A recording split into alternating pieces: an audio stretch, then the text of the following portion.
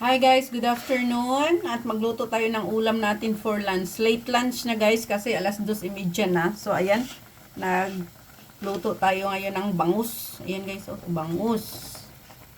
Ayan, sinabawan natin. Ay sus.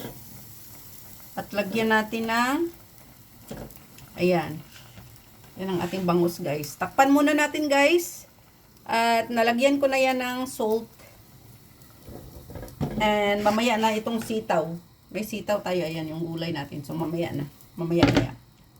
So ayan na nga guys. At napakulo na natin ng 5 minutes. So ilagay na natin ang ating sitaw guys.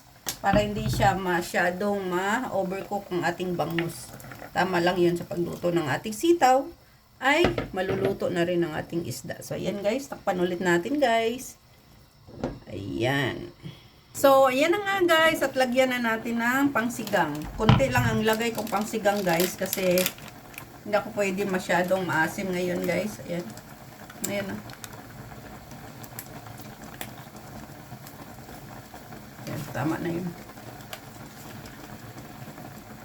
Basta may asim-asim lang konti.